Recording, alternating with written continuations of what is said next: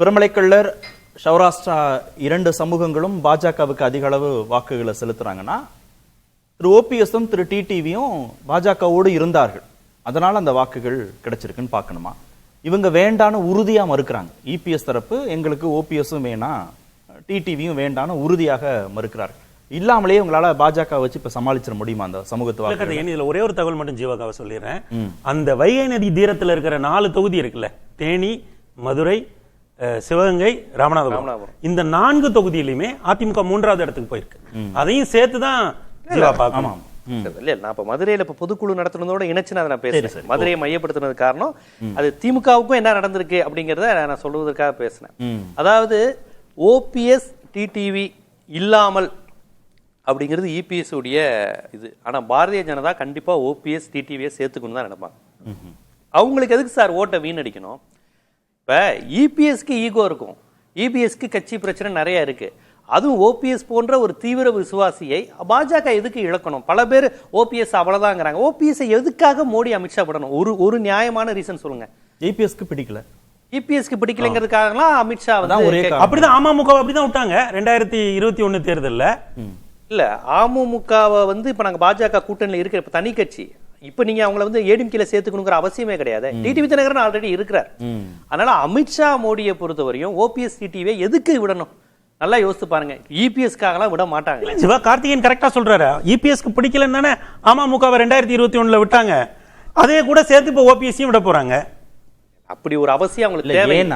ஏன் நான் அதை கேட்கிறேன்னா, இவங்க எல்லாரும் விஜய்கிட்ட போறாங்கன்னு அவர் முதல் சுற்றுல சொன்னார். அதை நோக்கி நகரும் போது ஏடிஎம்கே இன்னும் பலவீனப்படுமே. சரி, இவங்க விஜய்கிட்ட போனாங்கன்னா நீங்க அப்ப இல்ல ஜீவா, இந்த முந்தின பாயிண்ட் கிளாரிஃபை பண்ணிடுறேன்.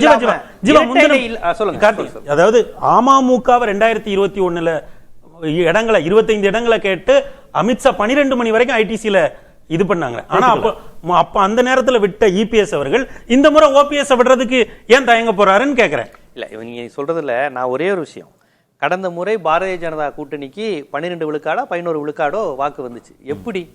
ஏசி சண்முகம், டிடிவி தினகரன், ஓ பன்னீர்செல்வம், புரியுதுங்களா? பாஜக வாக்கு இல்ல. இதெல்லாம் பாஜகவுக்கு அந்த நேரத்தில் கிடைத்த வாக்குகள். ரெண்டுக்கும் வித்தியாசம் இருக்கு. பாஜக ஓட் பேங்க் அப்படிங்கிறது வேற, அந்த நேரத்தில் கிடைத்த வாக்குகள் அப்படிங்கிறது, அந்த கெமிஸ்ட்ரி அப்படிங்கிறது. டிடிவி ஓபிஎஸ் இல்லை அப்படிங்கிறப்பையும் இது இபிஎஸ் மட்டும்தாங்கிறப்ப அப்ப அதிமுகவில் இருக்கக்கூடிய இதர சமூகங்களுடைய நிலை அப்படிங்கிறது டோட்டலா நம்மளை கைவிட்டுட்டாங்க. என்னைக்கு ஓபிஎஸ் அவர்களுக்கு பொதுக்குழுல பாட்டில் வீச்சு நடந்ததோ அன்னையிலிருந்து தென் தமிழகத்துல ஒரு அதிருப்தி உண்டாச்சு. பாரம்பரிய இத்தனைக்கும் கடுமையான கலைஞர் எதிர்ப்பு இருக்கு. இப்போ வரையும் அவனால திமுக போக முடியல. நயினா நாகேந்திரன் உள்ள வந்திருக்கிறதன் மூலமாக கூட இதை சமன்படுத்திட முடியாது. அதெல்லாம் சமன்படுத்த முடியாது. அதெல்லாம் வேற ஒண்ணு இல்ல. அப்ப கருணாசை வச்சு இன்னைக்கு திமுக மூவ் பண்ணிக்கிட்டு இருக்காங்க, முழுத்தூர் ஓட்டிக்கு. அதுவுமே எடுபடாது. அதை தாண்டி மக்கள் இன்னைக்கு போயிட்டு இருக்காங்க.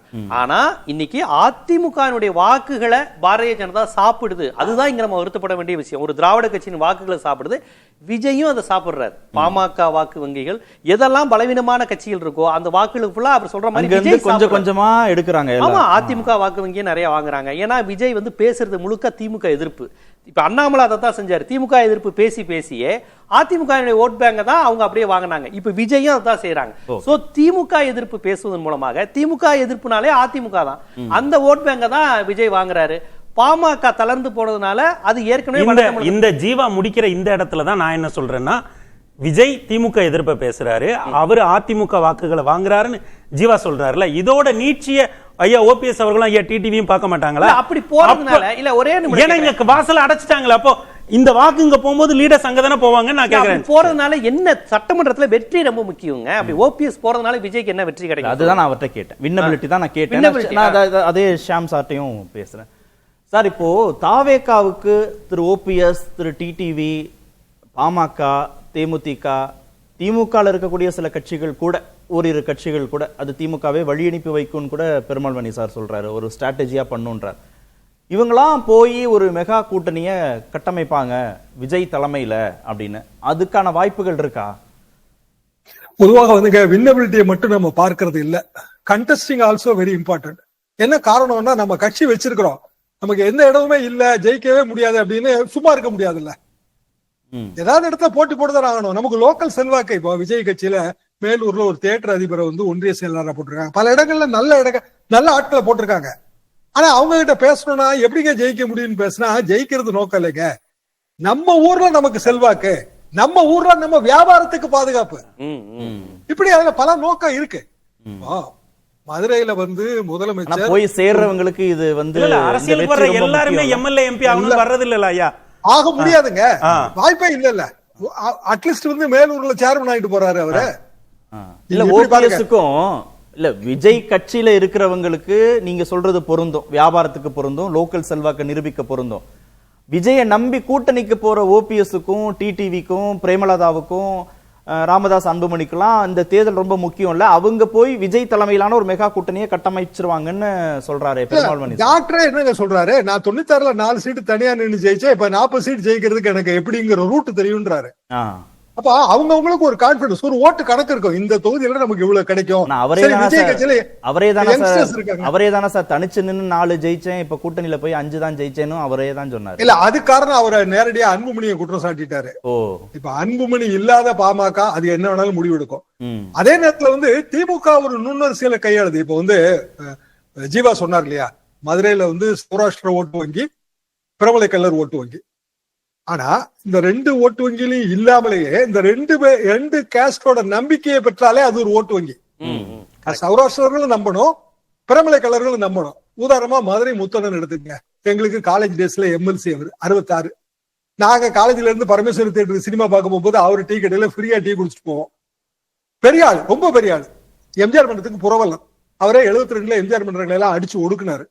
அதுக்கு பிறகு எம்ஜிஆர் திருப்பி வந்தாரு. இப்ப இவ்வளவு நாள் கழிச்சு பழைய சிலைங்க அது, புதுப்பிக்கப்பட்ட சிலையை திறந்து வைக்கிறார். நீங்க முரசொலியில படம் பாக்குற மதுரை முத்தண்ணனோட மகன், மதுரை முத்தண்ணனோட பேத்தி 2 பேரும் வந்து முதலமைச்சருக்கு வந்து அவங்க நன்றி தெரிவிச்சு சால்வையோ ஏதோ போத்துறாங்க. நுண்ணரசியல் என்ன, பிரபல கலர் ஓட்டு வரட்டும், வர்றப்ப வரட்டும், சௌராஷ்டிரா ஓட்டு வர்றப்ப வரட்டும். 2 கேஸ்டுக்கு நம்பிக்கை உள்ள இன்னொரு கேஸ்ட் இருக்குல்ல, இன்டர்மீடியட் கேஸ்ட், அந்த ஓட்டை நம்ம வாங்கணும். அதற்கான வழி என்ன? சோ இவங்க வந்து ரொம்ப மைக்ரோவா கால்குலேட் பண்றாங்க. நம்ம வந்து அரசியலுக்கு வெளியில இருந்து பாக்குறோம், அரசியலுக்கு உள்ள இருக்கிறவங்களுக்கு அந்த மைக்ரோ கால்குலேஷன் வரும். எடப்பாடி பழனிசாமி அதுல வந்து நான் சளைத்தவர்களா நான் சொல்லல, அவருக்கும் மைக்ரோ கால்குலேஷன் வரத்தான் செய்யும். ஆனா இப்படி அதிமுகவை நம்பாம, இபிஎஸ் நம்பாம, விஜயை நம்பி இவங்க எல்லாம் நகர்ந்துருவாங்க, ஓபிஎஸ் டிடிவி பிரேமலதா ராமதாஸ் எல்லாம் நகர்ந்துருவாங்கன்னு சொல்றாரு. அது தேமுதிக பாமக அவங்க இன்னும் முடிவெடுக்கல.